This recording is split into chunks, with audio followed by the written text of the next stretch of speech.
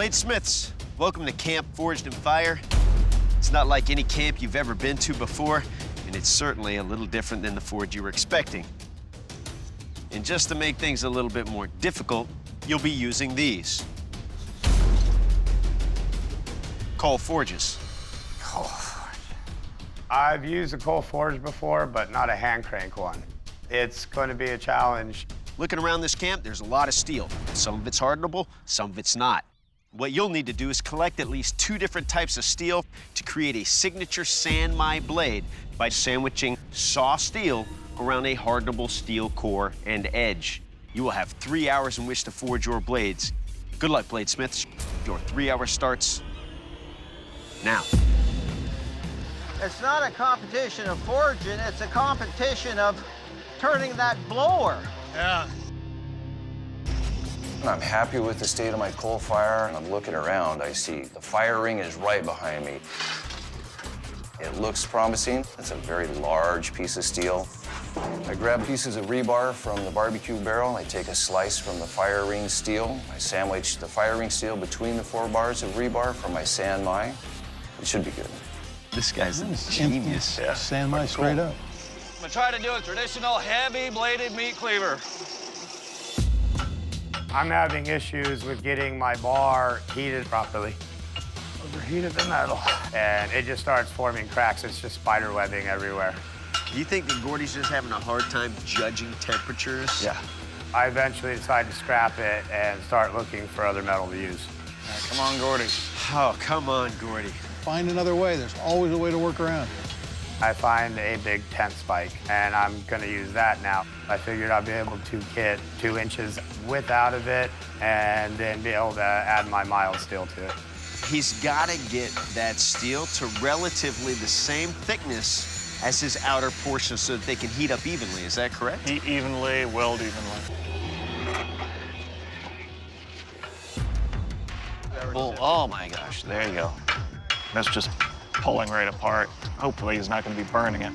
Doing all right? I'm not having any luck at all. It's hard to manage the heat, manage the flux, manage the piece, all at the same time.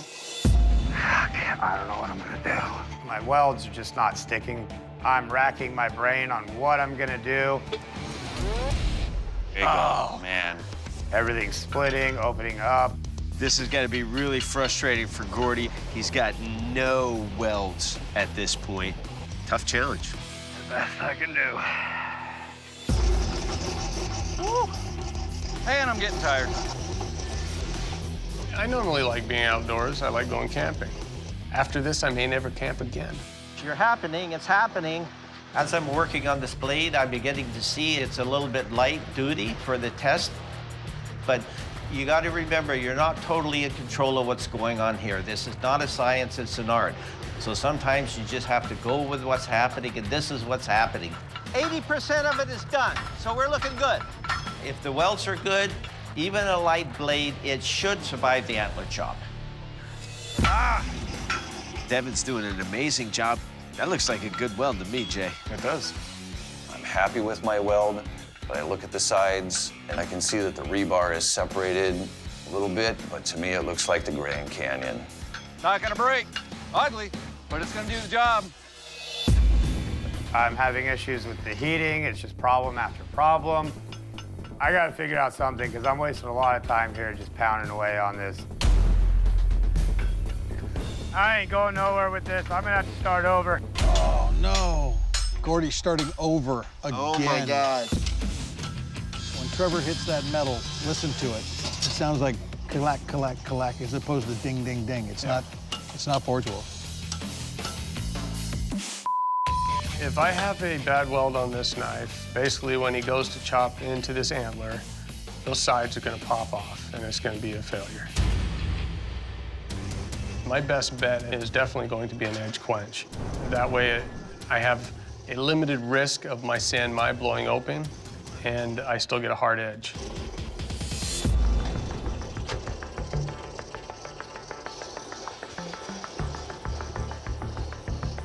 I wasn't in the oil very long. Really? You still alive? Yeah, I got a straight blade. All right. But it's a soft edge, so I have to quench this thing again. Bladesmiths, 5 minutes.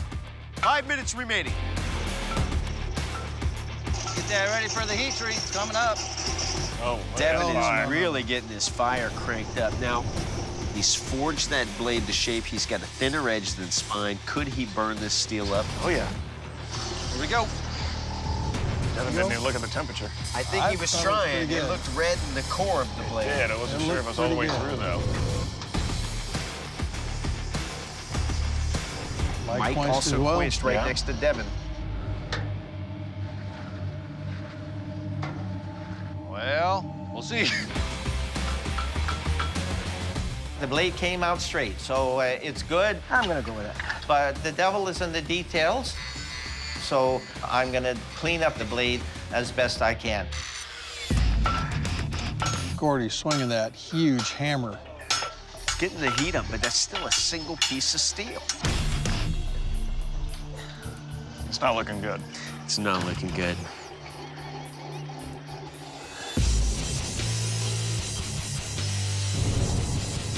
Trevor went in for a second quench just now. Oh, popped welds. You can see them on the side of Trevor's blade. One of those welds that's popped out and warped away. These D-lams they're a big deal. I mean, this could definitely send me home. If I had more time, I would try to forge weld these delaminations shut, but I don't. I'm out of time. I'm gonna polish a turd.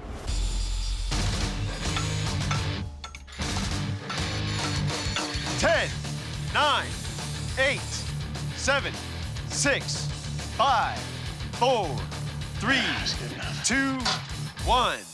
Bladesmiths, this round is over. Bladesmiths, that was a tough first round of competition.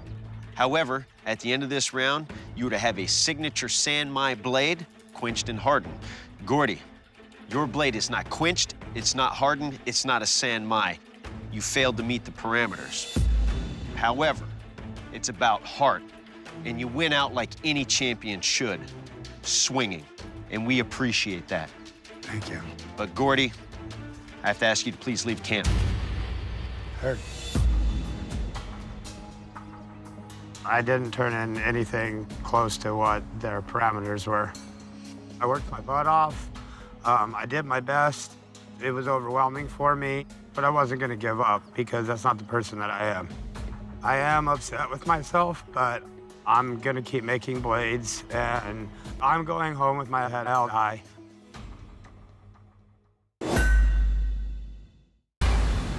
Being here on the farm reminds me of simpler times, so today you'll be using these.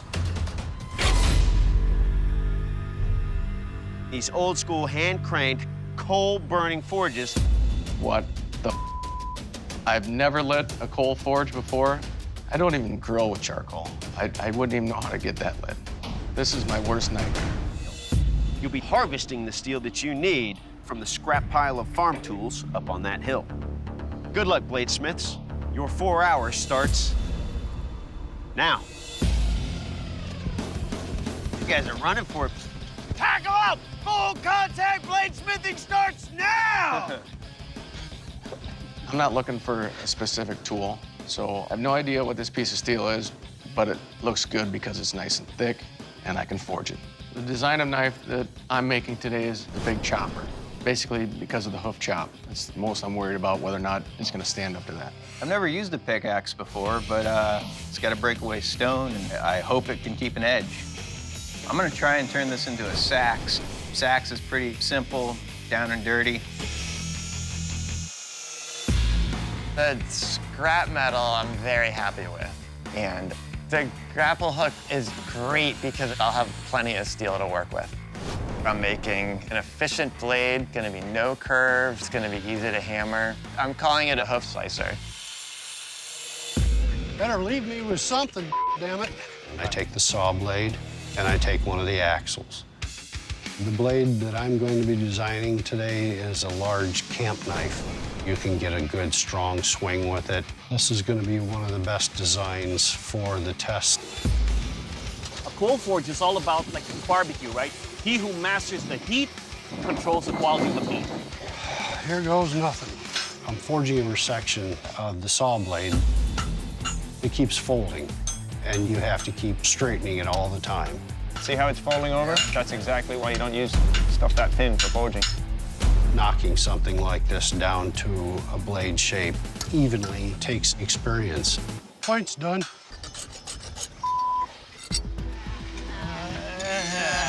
He's making noises. It's just not working out. The anvil is sucking all the hotness from my junk piece of metal that I wanted to get the cutting edge hard. So I'm just gonna have to go for the quench and hope I don't get any cracks.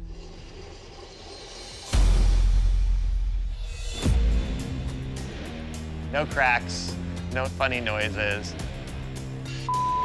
It's crooked, but it's warped. I might cry. I get the blade up to heat. Wes just quench. You can see the edge. Look at that. That looks nice. Right. I take my little angle grinder to clean off the edge, and I find cracks. 7 of them, to be exact. Oh, you're f***ing kidding me. I got a little more heat than I wanted there. Just melted a spot. It's gonna be scrap. I gotta start a new one. With an hour and 40 minutes left on the clock, look who's heading back up the hill. I don't think that that's the right move. Neither do I. If I can't get this one to work, I'm done. My only saving grace is this big guy over here. Looks like Magic Mike. Seems like he might be struggling with his fire a little bit. I don't know if he's ever seen coal before. I do not think I'm getting a hang of this. I'm scared to death that I do not have enough heat, especially for this thick a blade. Jeff's blade still looks really thick, almost as thick as this original chunk of steel. Jeff is essentially blacksmithing in a campfire right now. It's impossible for me to tell if this blade got up to quenching temperature in this sun. I just look for color and quench it. No cracks. Happy with that. Start a new mantra. Don't let the perfect be the enemy of the good enough. Brendan's getting the quench now. This is the scary part, guys. My blade's nice and straight. There's a great big old speed hole in my knife. I'm nervous about this inclusion. I'm sure people have gone home for far less, but I don't have time to start over. This is it. I gotta make it sharp at least. 10, 9, 8, 7, 6, 5, 4, 3, 2, 1. Bladesmiths, this round is over. Bladesmiths, that was a very challenging round of competition. Now it's time for the judges to take a closer look at your work. Brad, you're up first. Well, Brad, for a narrow blade, there's enough spine on there to give this some weight to it. Look forward to seeing a little development on the handle if this goes forward. It's a little bit square, kind of blocky, but other than that, good job. Brendan, you're up next. Please present your blade to the judges. It's nice and straight, and it's got a good weight to it. But the 80-pound gorilla in the room is the void that was in the steel that you picked. I'm not sure where you're going with your handle. It gets very thin there. That finger well kind of is in the wrong place. You know, it's not lined up with the rest of my hand. Jeff, you're up next. Please present your work to the judges. Turned in a blade with a really nice profile. If you were to get to the next round, I would certainly say take some mass out of it. There is that issue of a big handle. I can feel it cutting into my hand right now, so refine that. But it is a good-looking shape. Good job. Thank you. All right, Wes, you're up. Please present your blade to the judges. The big concern is, there are 5 major visible cracks, one of which runs almost 3/4 of an inch up into that blade. The fact that you do have a lot of blade beyond that could be your saving grace. Bladesmiths, the judges have evaluated your work and they've made their final decision. The bladesmith leaving the forge is Wes. Your blade did not make the cut. Wes, I really like the shape your knife took, and I was really impressed with your hammer work, drawing that point out without putting any folds in that material. But eventually you wound up with those stress fractures, and whether they came from the hammer blows On cold metal or from the quench, we can't really tell, but there are enough of them that we've got to let you go. Wes, please surrender your blade. I'll always be grateful for the opportunity. I'm not the kind of person that gives up after falling down. I've faced bears and men with guns, 4 divorces. Forging is what I do, and I'm gonna keep doing it.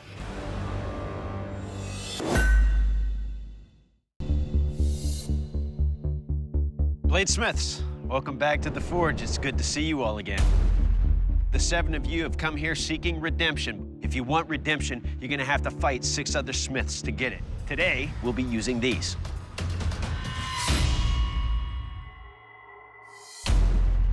Coal forges. Nothing's more basic than forging steel using a coal forge, except, however, what's underneath the cloth on your anvil.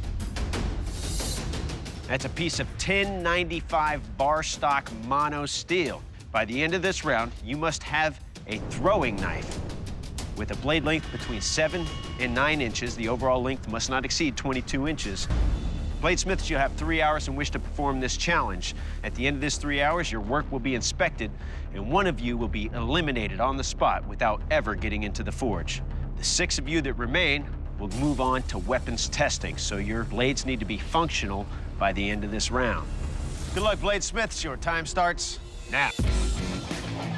So we got tossed a challenge. Make a throwing knife, make it in a coal forge, make it outside. I've never made a throwing knife. I've never thrown a throwing knife. Well, I've done coal forging, but I stopped like 25 years ago. So I kind of remember how to do it, I think. I totally feel like I'm in my element. I'm here to prove what I can do and to display that I have the confidence to hang with the big dogs.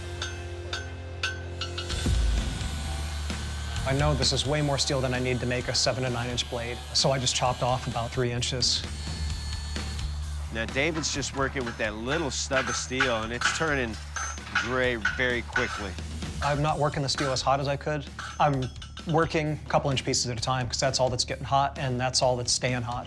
That's going to make it even more physical because I'm not going to heat it up like I would in a propane forge, just to be on the safe side.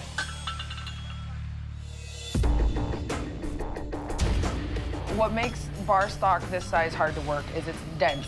This is going to be very physically demanding, but I got to get it done. And I ate my metal. That's fine. I'll make it work. I didn't realize you burned it. See, there's a lot of stuff coming off a raised steel there. I started forging out my billet. I found my groove. I think I'm doing pretty good right now. Oh my gosh. Mark was hitting his billet and the end fell off. Zach lost a bit of his billet from overheating. With it being cold outside, it's going to suck a lot more heat out of my blade, which means I have to work on it in shorter periods of time and putting it back in the fire, get less done than what I wanted to. This steel is kind of suckish to try to move, but I'm using the point of the anvil pretty good.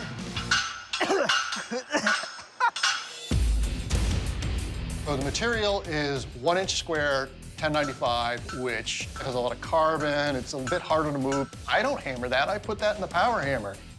My alarm's 55. I don't know if I'm gonna make it. And unfortunately, it feels like I'm not moving anywhere. Whew. My hand starts to get tired, and I start losing my grip every now and then. I got a blade that's starting to look like a blade. The end is in sight. 1 hour, Bladesmiths. You have 1 hour remaining to finish your blades. So I'm drawing out this billet, and it's looking pretty nice. Oh, me running. Cracks right in the center of my blade. Dude, do I continue and try and weld off a little piece, or these cracks are gonna continue up this handle all the way? Chris has the thinnest blade, but it's well-shaped.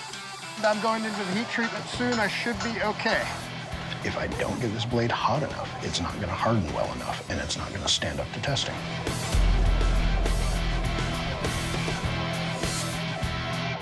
Now that I've hardened my knife, I use my quench plates to make sure that thing is dead flat.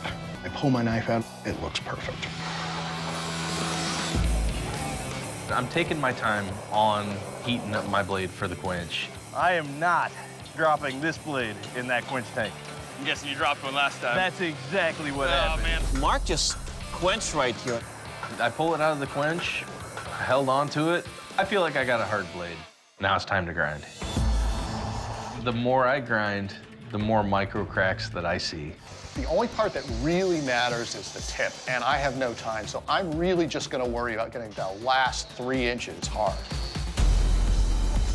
There's no cracking, and so I'm pretty happy. But I just don't know what flaws I introduced by setting it on fire. David's quenching right now. It looks fairly straight. Everything's going good. 10 minutes! Ray still has a very, very thick chunk of metal with a tip on it. I'm just pouring coal onto that forge to get my blade hot as possible. I am gonna make this by the skin of my teeth. Zach is desperately working to finish a shape that he can turn in to even be considered for moving forward. It's the race to the finish. And it doesn't even matter if this is the best blade I can produce. I just need to get something. Now, Zach racing from one side of the forge to the other, he still has to quench that blade. 1 minute! Not sure if Zach's gonna be able to get that steel hot enough to get a proper quench. There's no time to check my blade. It's what I got right now. 5, 4, 3, 2, 1. Bladesmiths, shut down your machines, drop your tools. This first round of competition is over. Bladesmiths, the judges have evaluated your work. 6 of you will move into the forge, and 1 of you will be dismissed. Matt, David, secure your blades and enter the forge. Chris, Aaron, secure your blades, enter the forge. Mark, snag your steel. Zach, Ray, only 1 of you can go through that door and enter the forge. Zach, unfortunately, your blade didn't make the cut. Ray, secure your steel, enter the forge. Zach, you worked really hard and you should be proud of what you did. The only problem is it's the least refined blade, and watching the heat treat, I can tell you right now, it's not fully hardened. If a blade is properly heat treated, the file should skate right off the edge. It's not skating at all. Zach, I don't know that we've ever had a competitor face greater challenges than you've faced. Your tenacity and stick-to-itiveness are something to aspire to. But at this time, we have to ask you to please leave the forge. Pretty familiar feeling to lose Forge and Fire, so I'm right at home here, just a little sooner than I expected. I wish I could be a Forge and Fire champion, but it wasn't in my cards. Possible 3rd time's the charm? Ryu, Jonathan, you made it through to the final round. So far, you've designed and presented a weapon in your own styles. Now, we're gonna send you back to your home forges where you will make one of the most iconic weapons from history. The Viking battle axe. The Viking battle axe was a brutal killing weapon that played a significant role throughout history. Viking warriors were mostly farmers, so when going off the fight, they would pick the tool they had close at hand, which was often a wood-cutting axe. When later models took on shapes more convenient to the fighting man, the battle axe was born. The haft was made of wood, and the curved head allowed the axe to be used to hook an opponent's ankle, throwing him off balance and onto the ground, positioning the Viking to go in for the kill with the large, razor-sharp cutting edge. The battle axe has a long and colorful association with fantasy film and literature, being the weapon of choice for the dwarves in The Lord of the Rings and The Hobbit, as well as for the players of fantasy computer games such as World of Warcraft. Good luck, gentlemen. I'm Jonathan Porter, and I am a farrier, the fancy word for a horseshoer, as well as a full-time bladesmith. I'm doing a multiple layer pattern steel battle axe. The Vikings, they used a lot of multi-layered steel. Overall, this will be one sturdy axe. I am super pumped about this battle axe. The competition is definitely affecting me. I don't know why I don't just come in here and forge like I always do, but this contest sort of just messes me up. Man, I just wasn't paying attention. I took my eye off it and I cooked it. It's done. I gotta start over. Unbelievable! I forged another axe head, and this time the blade held together. I think the judges are gonna be impressed with the axe in general. We're buttoned up with a really nice top-notch handle with leather wraps to go along with the head that we've worked so hard for. It's an end result that I think looks good and I'm proud of. So no matter what they think, I'm proud of what I'm gonna put in front of them this round. My name is Ryu Lim. I was born and raised in the Philippines. I'm an iron worker and I make blades for a living. The studio shop had everything, man. I got the bare bones, only the basics. My forge is basically a cast iron pot with a hole drilled in the bottom where I attached a black pipe, and on that black pipe, I attached a hair dryer. Using the hair dryer, I introduce more oxygen, and the more oxygen you put it, the hotter it gets. I'm gonna stretch out the metal, and I'm gonna wrap it around the pipe to make an eye for the handle. I really have no heat because it's so big it doesn't fit in my forge. I had to make some adjustments to remedy that. When you're working with high-powered power tools, you gotta remember safety first. Gotta wear some eye protection and respirator. The way it's going right now, I'm not getting enough heat. I'm losing a lot of heat very quickly, so I might start over or make a new forge. The first forge wasn't working because it was too small, so I added a satellite dish around it, so I'll be able to add more coal and make a bigger fire. It's looking good right now. I could move on to the fun part. What is this? He's forging an axe. Viking axe. The firefighters came, and unfortunately, I was delayed an hour. Your biggest thing that we got to deal with is the fact that you're too close to the building. I had to move the forge and reposition everything. Hopefully, it doesn't affect me too much towards the end. I don't have electric saws. I'm gonna have to carve this down.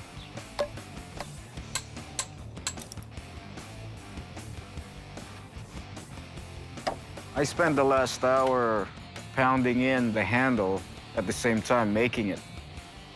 It was tough, but I'm just really curious what the judges are gonna say, really. A battle axe doesn't have to be smooth and shiny. It just has to work. It doesn't have to be pretty to split skulls. To test the lethality of your axe, I will strike this side of beef here and see what kind of damage it does. Jonathan, you're up first. I'm ready.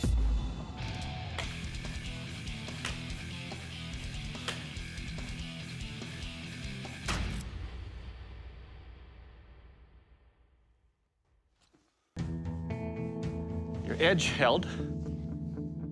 It crushed to 3 bones. It will kill. Yes, it will. For the next test, I'm gonna pass it over to our European historical weapons expert, Dave. Thanks, Dave. Gentlemen, the Viking axe was designed to create the maximum amount of carnage on the battlefield. To test it, in a chop test, I'm gonna take 5 blows against this hardened panel of oak. Now, oak was the common building material of the time, and this was the breaching tool of the time. Ready. All right.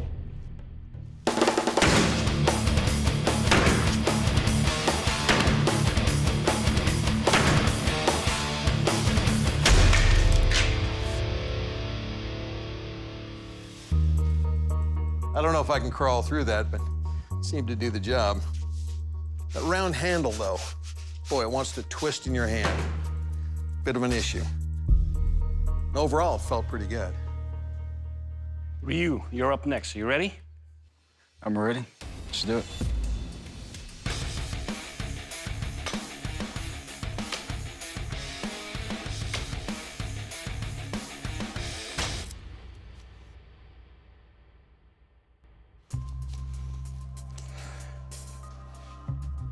The handle's a little slippery, so first couple of tries, it was slipping off. I had to make sure that it didn't go fly off my hand.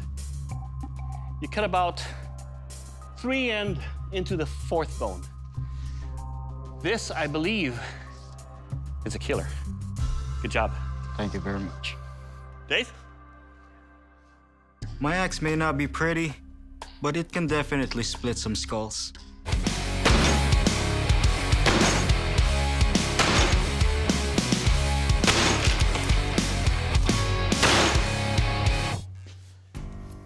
Well, it felt pretty good. My hand could travel on that handle, whereas with that leather wrap, I couldn't really move my hand while I was swinging. Nice job. Thank you. Well, gentlemen, your weapons have performed well thus far, but it's not over yet. We're gonna see just how much punishment your weapons can take in our strength test. Doug? For the strength test, your axis will be placed on the specially designed impact device. The arm is set to deliver maximum force at the point of impact. We will deliver 3 strikes on the shield. That will give us a good indication of how much pressure your axe can take. Let's see if your weapon will survive this test. Jonathan, let's test it. 3, 2, 1, engaging. Engaging. Engaging.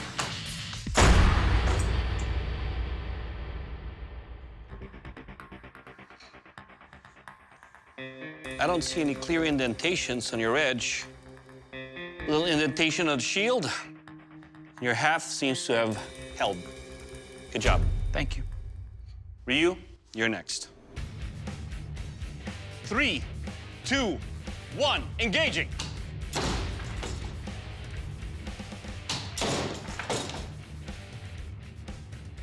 Engaging.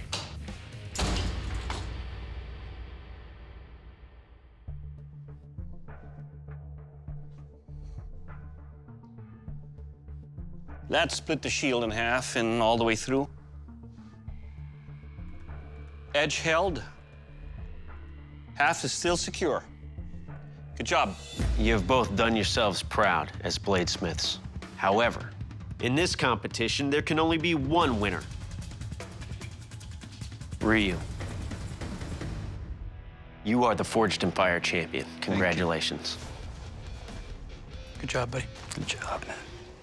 Jonathan, your weapon did not make the cut. Please surrender your weapon. Lee, I'm totally proud of the work that I've done. I mean, I turned in a laminated Viking battle axe, so I'm not by any means going home because I didn't do enough. In this case, Ryu just did a better job. Feel very proud right now. I worked really hard for this. I guess it paid off. If the stress level got to you in the first challenge, you were able to pull it together. I mean, you got a few issues, but you brought a true weapon you should definitely be proud of. Thank you, sir. I put my soul into forging that axe. I gave it everything I had. And now I walk out as a champion.